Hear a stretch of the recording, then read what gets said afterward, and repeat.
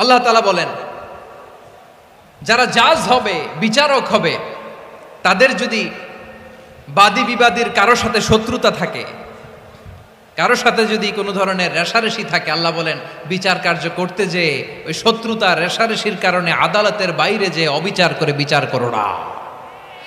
ওয়ালা ইয়াজরিমান্নাকুম শানাআনু কওমিন আলা আল্লা তা'দিলু ই'দিলু হুয়া আকরাবু লিত্তাকওয়া ওয়াত্তাকুল্লাহা ইন্নাল্লাহা খাবীরুম বিমা তা'মালুন।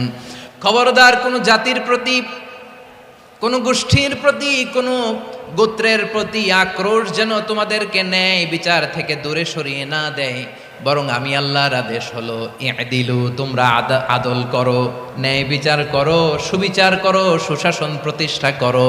হুয়া আকরাবু লিত্তাকওয়া, এটাই তাকওয়ার সবচেয়ে কাছাকাছি। সুবহানাল্লাহ বলেন। কোরআনের বিভিন্ন আয়াতে আল্লাহ তাআলা স্পেসিফিকলি ধরে ধরে বিচার করার সময় আমরা যেন আদল করি সেটা বলেছেন। কোরআনের কোন কোন জায়গায় আল্লাহ তাআলা এই আল আদল শব্দটা ব্যবহার করেছেন। আবার একই জিনিস ইনসাফ, সুবিচার, সুশাসন, ন্যায় বিচার, ন্যায় পরায়ণতা বুঝাতে আল্লাহ তাআলা কখনো কখনো আল কিসত শব্দটা ব্যবহার করেছেন। আওয়াজ করে সবাই বলুন আল কিসত। প্রিয় ভাইরা, সবাই আওয়াজ করে আমার সাথে সাথে বলুন আল কিসত।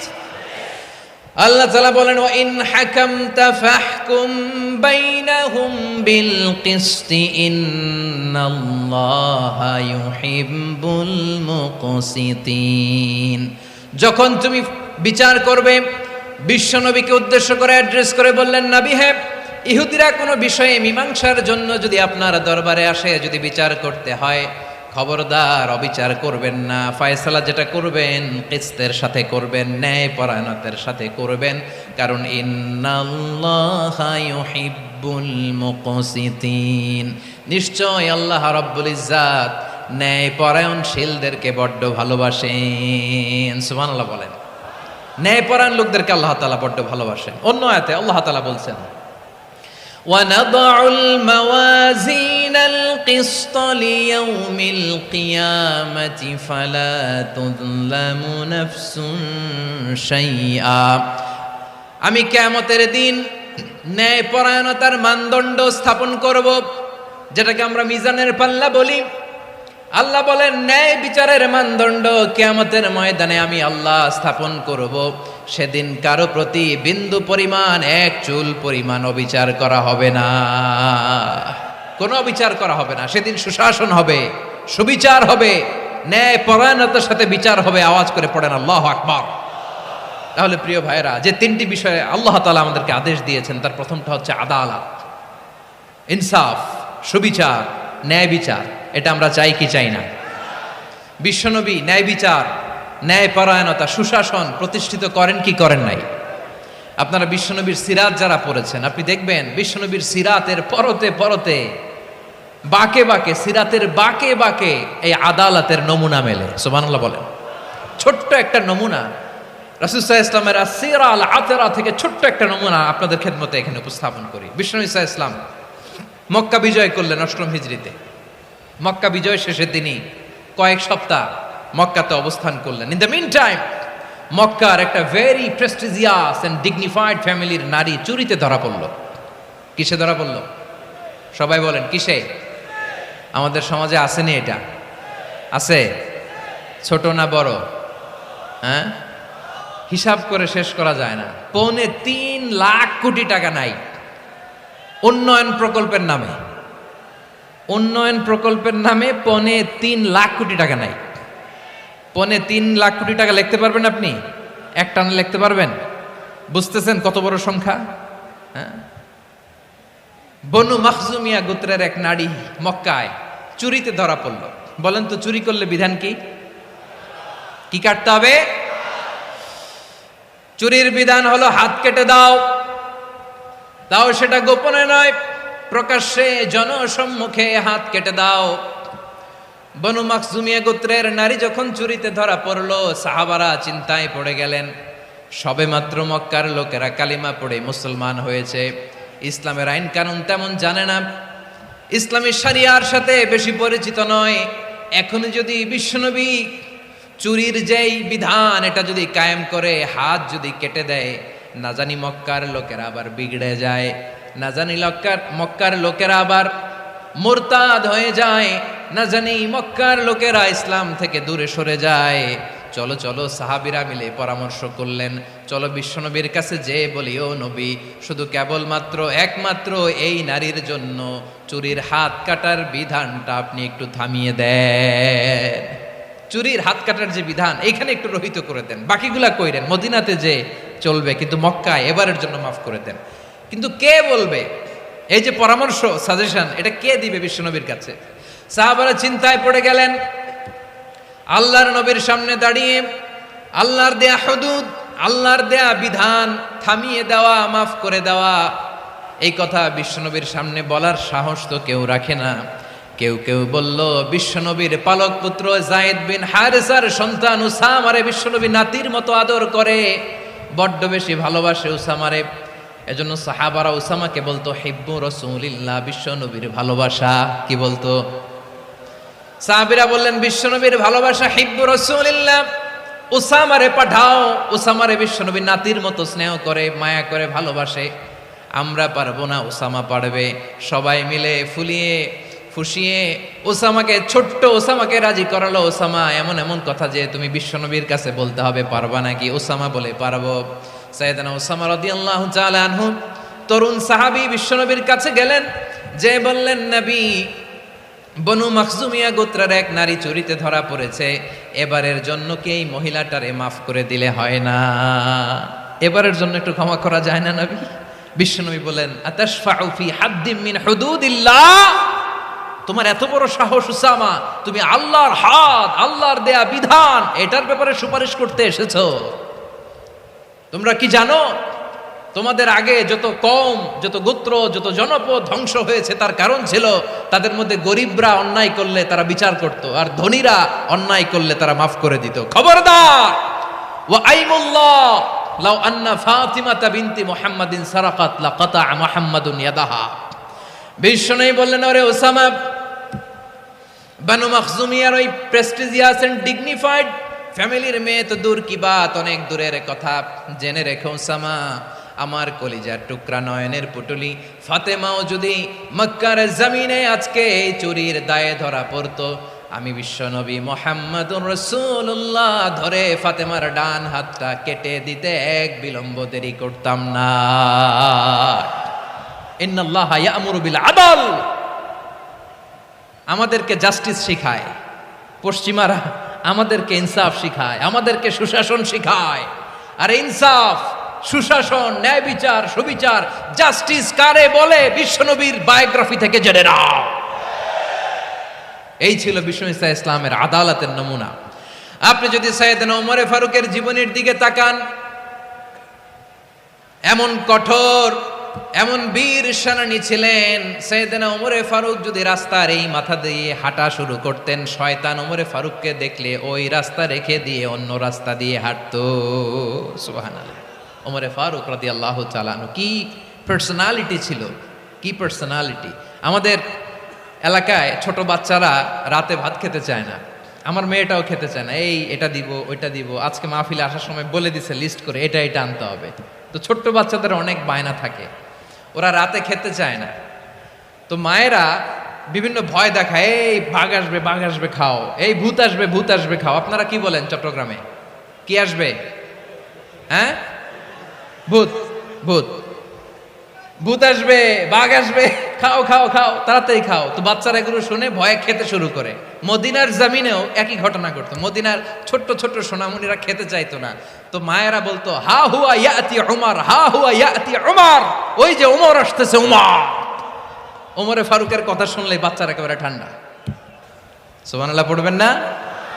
প্রভু তুমি বলেছ রাসূল দেবে না, বলনি দেবে না ওমর, বলনি দেবে না হামজা তারিক, খালিদ বিজয় সমর। প্রভু তুমি বলেছ রাসূল দেবে না, বলনি দেবে না ওমর, বলনি দেবে না হামজা তারিক, খালিদ বিজয় সমর, প্রভু তুমি বলেছ রাসূল দেবে না। আল্লাহু আকবার। ওমরে ফারুক রাদিয়াল্লাহু তাআলা আনহু, ওনার কথা শুনলে গায়ের মধ্যে গুজবাম হয়, গায়ের পশমগুলো দাঁড়িয়ে যায়। সুবহানাল্লাহ বলেন। কি পার্সোনালিটি ছিল, কি ব্যক্তিত্ব ছিল। মুনাফিকরা ওমরে ফারুককে জমের মতো ভয় পেতেন। শয়তান, খুদ শয়তান এই রাস্তা দিয়ে আসলে শয়তান অন্য রাস্তা দিয়ে হাঁটতো। ওমরে ফারুক রাদিয়াল্লাহু তাআলা আনহুর জীবনে যদি দেখেন, তাহলে সেখানে আপনি আদালতের, ইনসাফের, সুশাসনের, জাস্টিসের নমুনা দেখতে পাবেন। কয়টা শুনবেন? সাইয়েদনা ওমরে ফারুকের রাদিয়াল্লাহু তাআলা আনহুর সন্তান আব্দুর রহমান মিশরে মদ খেয়ে মদ্যপ অবস্থায় ধরা পড়েছে। মদ খাওয়ার কারণে, মদ যদি কেউ পান করে আর যদি প্রমাণিত হয়, তার বিচার হলো 80 বেত। আওয়াজ করে বলেন কয় বেত? বাংলাদেশেও তো এই আইন আছে নাকি? বাংলাদেশে আছে? হ্যাঁ, মদ খাইলে 80 বেত, এই আইন বাংলাদেশে চালু হোক। আমরা চাই কি চাই না? চাই সবাই। এজন্যই তো ইসলাম ভাল লাগে না। ইসলামকে ভাল লাগে না। ইসলামকে আউট করে রাখতে পারলেই তো এরকম বড় বড় বোতল খাওয়া যায়। একেবারে সহজ, পানির মতো সহজ, হিসাব একেবারে সহজ। ওমরে ফারুক রাদিয়াল্লাহু তাআলা আনহুর ছেলে ভুল করে মদ পান করে ফেলেছিলেন। আব্দুর রহমান, ঘটনা ঘটেছে মিশরে। মিশরের গভর্নর তখন আমর ইবনুল আস রাদিয়াল্লাহু তাআলা আনহু। আব্দুর রহমানের ভাই যে গভর্নরকে বলল, গভর্নর যদি একটু দয়া করেন, খলিফার ছেলে আমার ভাই আব্দুর রহমান মদ্যপ অবস্থায় ধরা পড়েছে, জনসম্মুখে যদি আপনি বেত্রাঘাত করেন আমাদের প্রেস্টিজ থাকে না, যদি 80 বেত আপনি মারেন আমার কোনো কথা নাই, কিন্তু ঘরের ভেতরে মারেন। আব্দুর রহমানের ভাইয়ের সুপারিশ শুনে সাইয়েদনা আমর ইবনুল আস রাদিয়াল্লাহু তাআলা আনহু রাজি হয়ে গেলেন। ঘরের ভেতরে লোকচক্ষুর আড়ালে 80 বেত তিনি মানলেন। কিন্তু ঘটনাক্রমে এই কথা লুকিয়ে লুকিয়ে ঘরের ভেতরে 80 বেত মারার কথা সাইয়েদনা ওমর ফারুক মদিনা থেকে জানতে পারলেন। মদিনা থেকে তিনি ফরমান জারি করলেন, এই বিচার যেমনটি আমর ইবনুল আস আদায় করেছে, এটা প্রকৃতপক্ষে আদায় হয় নাই। আসো সবাই মদিনায় আসো, আমর ইবনুল আস মদিনায় আসো, আব্দুর রহমানও আসো, সবাই আসো, জনসম্মুখে এই বিচার কার্যকর করতে হবে। সাইয়েদনা ওমর ফারুক মসজিদে নববীর পিলারের মধ্যে নিজের ছেলেকে বাঁধলেন, আবার জনসম্মুখে 80টা বেত তার গায়ের মধ্যে মারলেন। মাজমুয়ে ফাতাওয়া ইবনে তাইমিয়া রাহিমাহুল্লাহ উনি এটা নকল করেছেন। এটা সবচেয়ে বিশুদ্ধ মত। আরো অনেক মত আছে, মারা গেছে কবরের উপর, ওগুলো বাদই দিলাম। কেমন খলিফা ছিলেন, কেমন খলিফা! পশ্চিমারা তোমরা জাস্টিস আমাদেরকে শেখাও, ইনসাফ কারে বলে, সুশাসন আমাদেরকে তোমরা শিখাও।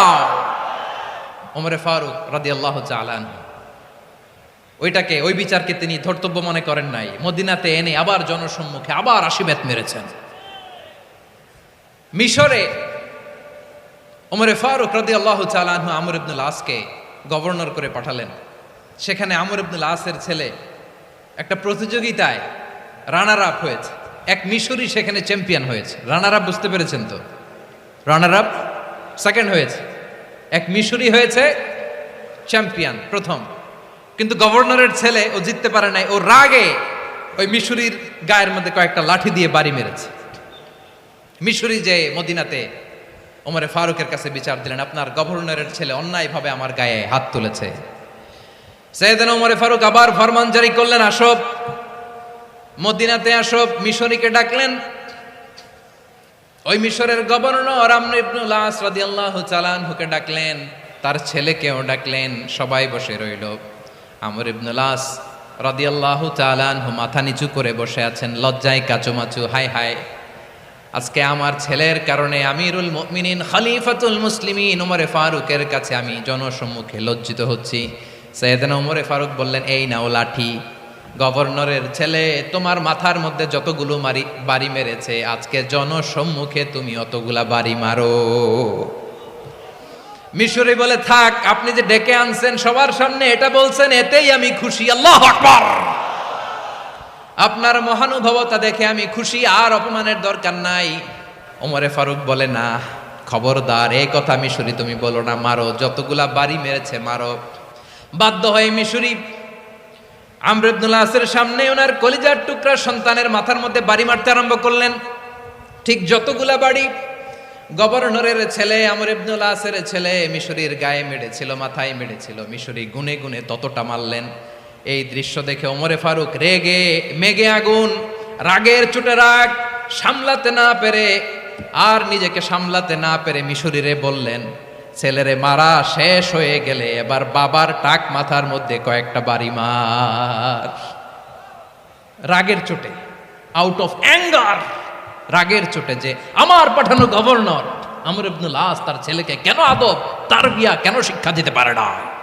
ছেলেরে মারা হইলে এবার আমর ইবনুল আসের মাথার মধ্যে দুইটা মারো। এটা রাগে বলেছেন, এটা শাস্তি হিসেবে না। সুবহানাল্লাহ পড়ে। তোমরা আমাদেরকে সুশাসন শিখাও, আমাদেরকে সুশাসন শিখাও। বিশ্বনবী বলেন আদল এটা যেন তেন বিষয় না, এটা দিয়েই মানবিক সমাজ গড়তে হবে।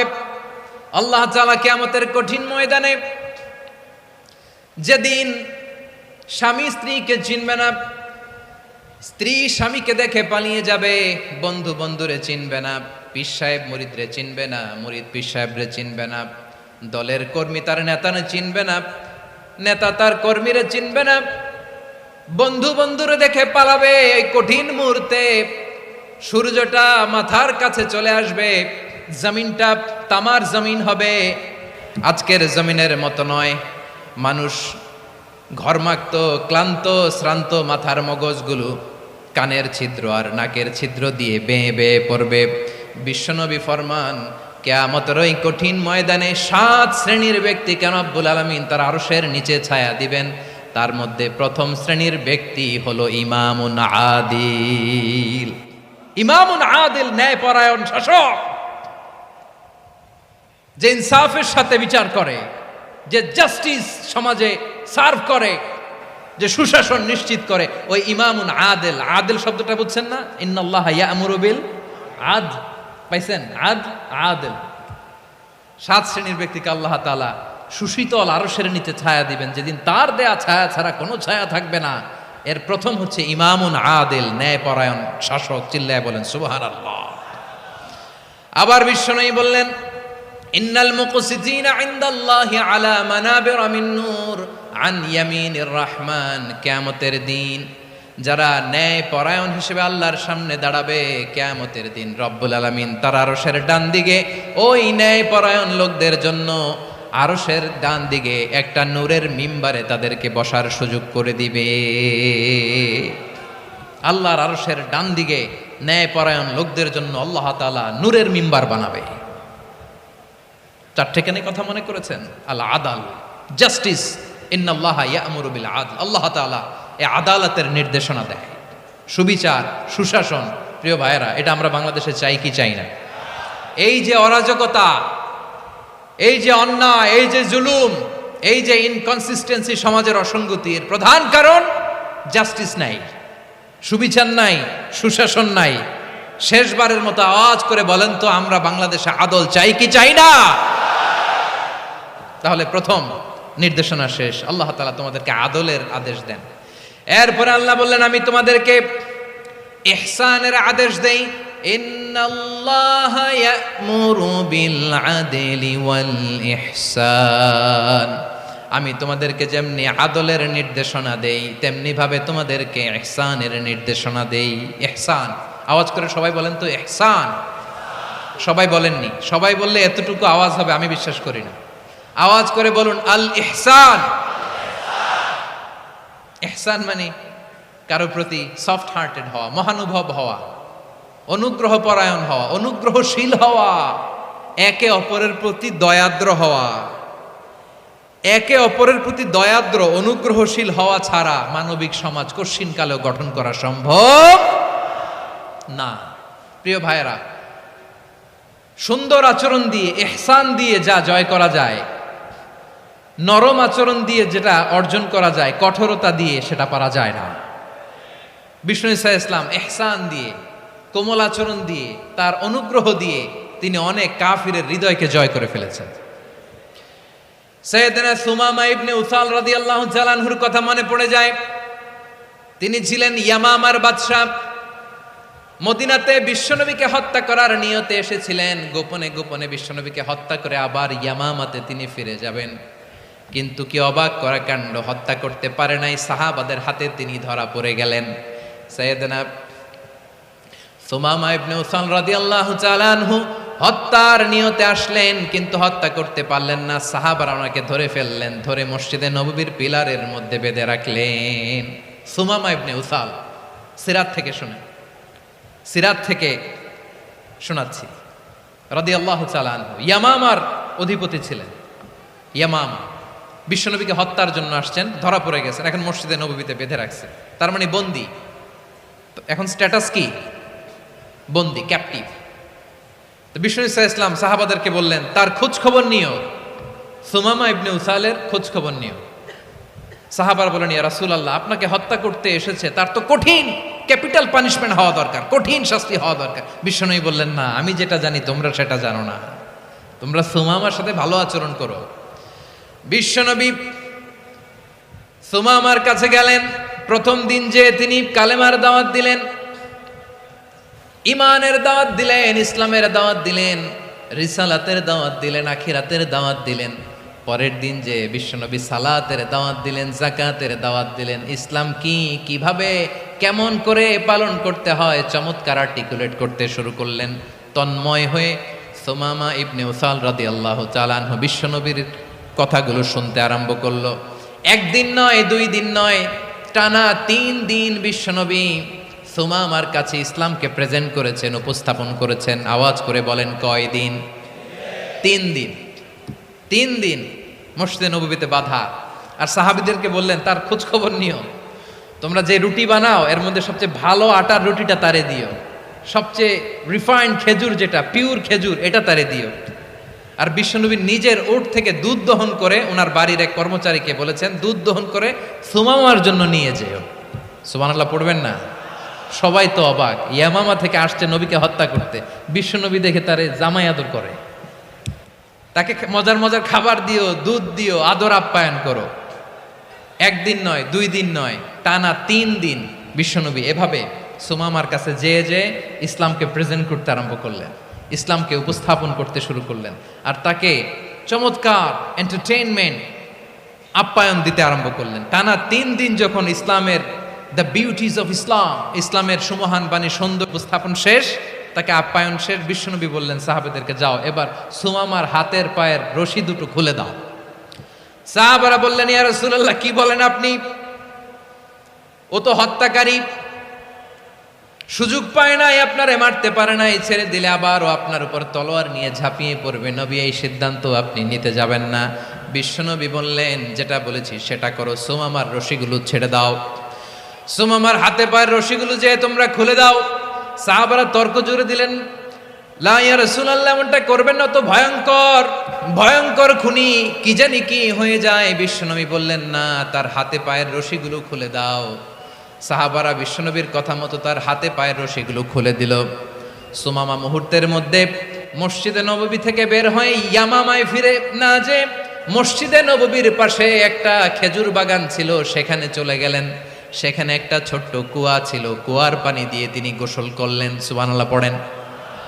কুয়ার পানি দিয়ে গোসল করে মসজিদে নববীর সামনে এসে বিশ্বনবী এবং সাহাবাদের সামনে দাঁড়িয়ে সাব্বাবা উঁচু করে বললেন, আশহাদু আল্লা ইলাহা ইল্লাল্লাহ ওয়া আশহাদু আন্না মুহাম্মাদান আবদুহু ওয়া রাসূলুহু। আল্লাহু আকবার। আমি সাক্ষ্য দিচ্ছি আল্লাহ ছাড়া কোনো ইলাহ নাই, আর মুহাম্মদ আল্লাহ তাআলার প্রেরিত বান্দা এবং রাসূল। প্রিয় ভাইয়েরা, ইহসান দিয়ে যা জয় করা যায়, কঠোরতা দিয়ে সেটা কঠিনকালেও জয় করা যায় না। আওয়াজ করে বলেন ঠিক কি না?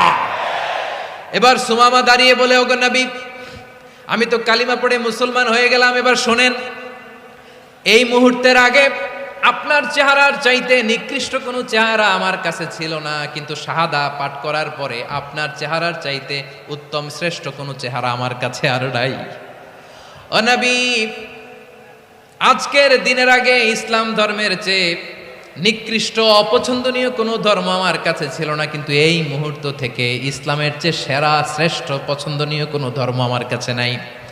নবী গো, আজকের দিনের আগে মদিনার চাইতে অপছন্দনীয় নিকৃষ্ট কোনো শহর আমার কাছে ছিল না, কিন্তু এই মুহূর্তের পর থেকে মদিনার চাইতে কোনো শ্রেষ্ঠ শহর আমার জানা নাই।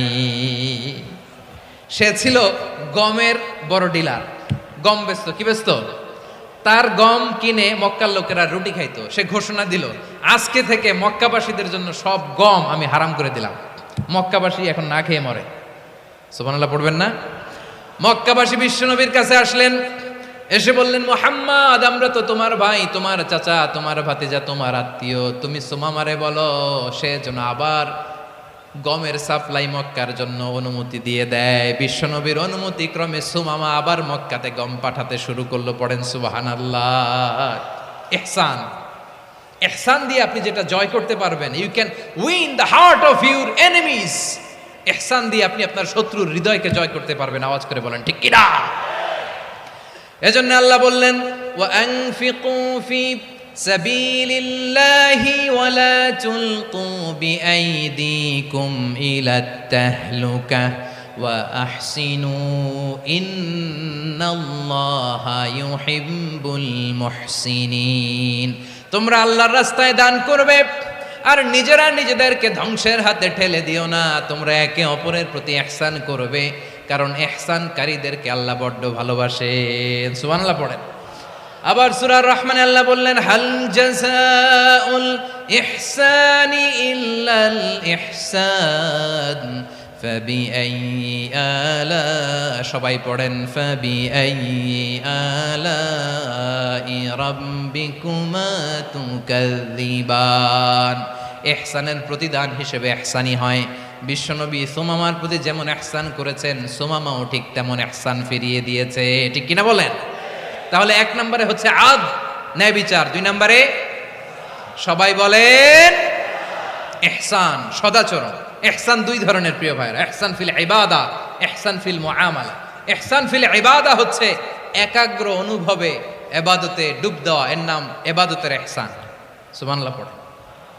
বিশ্বনবী বলেন ইহসান মানে কি জানো নাকি? হাদিসে জিবরিলে সাইয়েদনা জিবরিল আলাইহিস সালাম বিশ্বনবীকে বললেন, আখবিরনি আনিল ইহসান। নবী আমাদেরকে বলেন ইহসান মানে কি? বিশ্বনবী বললেন, আনতা আবুদাল্লাহা কাআন্নাকা তারাহু ফাইন লাম তাকুন তারাহু ফাইন্নাহু ইয়ারাক। ইহসান মানে হলো এমন ভাবে তুমি আল্লাহর সামনে নিজেকে উজাড় করে ইবাদত করবে, তুমি ভাববে তুমি আল্লাহকে দেখতে পাচ্ছ। আর এটা যদি ভাবা তোমার জন্য কঠিন হয়ে যায়, অন্তত এতটুকু তুমি ভাববা যে আল্লাহ তোমাকে দেখতে পাচ্ছেন। ঠিক কিনা বলেন? ও আমার বীর চট্টলার ভাইয়েরা, কেউ যেটা দেখে না সেটা দেখে কে? এই বিশ্বাস হৃদয়ের মধ্যে আছে? নামাজে যখন দাঁড়ান এই ফিলিংসটা আনা যাবে? হ্যাঁ, এশার সালাত তো এখনো হয় নাই না? আলোচনা শেষে এশার সালাত এখানে অনুষ্ঠিত হবে, তাই না? আচ্ছা বলুন তো, আমরা এশার সালাত পর্যন্ত বেঁচে থাকবো এই গ্যারান্টি আছে কার কার? হাত তোলেন। কয়েকজন হাত তুলছে পেছনে, না বুঝে তুলে ফেলছে। এশা পর্যন্ত যে আমরা হায়াত পাবো কোনো গ্যারান্টি আছে? সবাই আওয়াজ করে বলেন, গ্যারান্টি আছে? গ্যারান্টি নাই। এই জন্য বিষ্ণু ইসলাম বলেছে, এমন ভাবে নামাজে দাঁড়াও, ইবাদত করো, মনে করো হতে পারে এটাই আমার জীবনের শেষ নামাজ। পারফর্ম দ্য সালাহ as if this is your last and final prayer. এমন ভাবে সালাতে দাঁড়াও, ভাবো হতে পারে এটাই তোমার জীবনের শেষ নামাজ। এমন ভাবে নামাজে দাঁড়াও, ভাবো এটাই শেষ নামাজ। তাহলে নামাজে একাগ্রতা বাড়ায় দিবে কে? ফলে ইবাদতের ইহসান আমাদের অর্জিত হবে।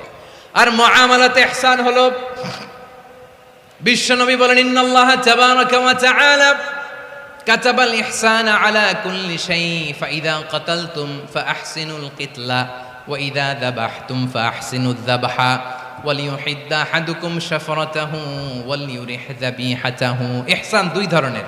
আওয়াজ করে বলতে হবে, কয় ধরনের? সবাই বলুন আওয়াজ করে, কয় ধরনের? একটা হচ্ছে ইহসান ফিল ইবাদা, ইবাদতে ইহসান। ইবাদতে ইহসান কি? একাগ্র অনুভব দিয়ে ইবাদত করা, মন প্রাণ দিয়ে ইবাদত করা। আর মুআমালাতে ইহসান কি? সব কাজে, দৈনন্দিন কাজে, কর্মে, সামাজিক অ্যাক্টিভিটিতে কোমলতা প্রদর্শন করা, অনুগ্রহের সাথে সবকিছু করা। আল্লাহ তাআলা ইন্নাল্লাহা তাবারাকা ওয়া তাআলা কাতাবাল ইহসানা আলা কুল্লি শাই, তিনি সব কিছুর ব্যাপারে ইহসানকে আবশ্যক করেছেন, সবকিছুতে। মুমিনের সব কাজে ইহসানের পরশ থাকবে। ওয়াইদা কাতালতুম ফাহসিনুল কিতলা, বিশ্বনবী বলেন তুমি যখন কাউকে হত্যা করো ইহসানের সাথে করো। সুবহানাল্লাহ পড়বেন না? যখন হত্যা করো তখনও ইহসানের সাথে। আচ্ছা হত্যা করবো আবার ইহসান আসবে করতে করে, তো মেরেই ফেলবো আমি।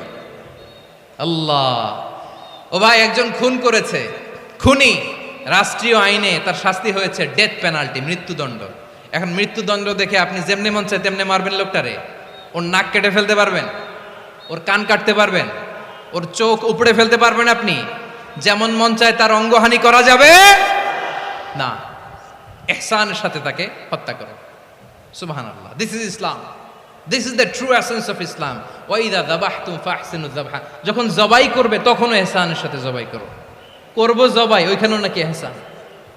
আচ্ছা কুরবানির দিন আমরা পশুগুলোরে কি করি বলেন সবাই আওয়াজ করে? জবাই। জবাই মানে তো এটারে মেরেই ফেলতেছি, একটু পরে তো টুকরো টুকরো করে গোশতগুলো খাবো, এটারে তো খাবো, এটারে তো মেরেই ফেলবে। বিষ্ণু বলে না, জবাইয়ের মধ্যেও মুমিনের জবের ভেতরেও ইহসানের পরশ থাকা চাই। যখন জবাই করবে প্রাণীটাকে হাত পা টাইট করে বেঁধে নাও, ছুরিটাকে শার্পেন করে নাও, ধারালো করে নাও, যাতে অল্প সময়ে জবাইটা হয়ে যায়, প্রাণীটা যাতে কম কষ্ট পায়। সুবহানাল্লাহ পড়ে। দিস ইজ কল্ড ইহসান। ইহসান আল্লাহ তাআলা যেমনি আদলের আদেশ করেছেন, ন্যায় বিচার জাস্টিস এনশিওর করতে বলেছেন, সমাজে ইহসানের ব্যবহার, ইহসানের অনুশীলন তিনি করতে বলেছেন। এজন্য মুমিনের প্রতিটি কাজে, আমার চট্টগ্রামের ভাইয়েরা আমার দিকে তাকান, খেয়াল করে শুনুন, মুমিন জীবনের প্রতিটি কাজে ইহসানের পরশ থাকা চাই। আমরা যেন আমাদের পরিবারের প্রতি ইহসান করি, আমরা যেন আমাদের কর্মচারীদের প্রতি ইহসান করি, আমরা যেন আমাদের কলিগদের প্রতি ইহসান করি, আমরা যেন আমাদের ভাইদের প্রতি ইহসান করি। মুমিন জীবনের প্রতি কাজে ইহসানের পরশ থাকার দরকার আছে না নাই? কথা বুঝতে পেরেছেন? তাহলে আল্লাহ তাআলার তিনটা আদেশ ছিল, কয়টা গেল? ভুলে গেছে, ভুলে গেছে চট্টগ্রাম। তিনটা আদেশের মধ্যে কয়টা বললাম? প্রথমে কি ছিল? আদল। 2 নম্বরে, 3 নম্বরে রব্বুল আলামিন বললেন ওয়া ইতা ইদিল কুরবা, নিকটাত্মীয়দেরকে দান করো। নিকট আত্মীয়দেরকে দাও, যারা তোমাদের ব্লাড কানেকশনের আত্মীয় তাদেরকে তোমরা দাও। এখানে জেনারেলি বললেন দাও, কি দিব সেটা তিনি এখানে বলেন নাই, সেটা তিনি সূরাতুল ইসরার মধ্যে বলেছেন। আল্লাহ বলেন ওয়া আতিযাল কুরবা হাক্কাহ, নিকট আত্মীয়দেরকে তাদের অধিকার, তাদের প্রাপ্য তোমরা বুঝিয়ে দাও। দেখেন, একটা শান্তির সমাজ, একটা সমৃদ্ধ সমাজ, একটা মানবিক সমাজ গঠনের জন্য আল্লাহ তাআলা বেশি না, মাত্র 3টা অর্ডার, 3টা ভার্ডিক্ট তিনি জারি করেছেন। 1 নাম্বার সুশাসন, ন্যায় বিচার। 2 নাম্বার ইহসান। 3 নাম্বার নিকটাত্মীয়, যারা কাছের, তোমার ভেরি ক্লোজ রিলেশনশিপে আছে, তাদেরকে দাও। দাও, দিলে বাড়িয়ে দেয় কে?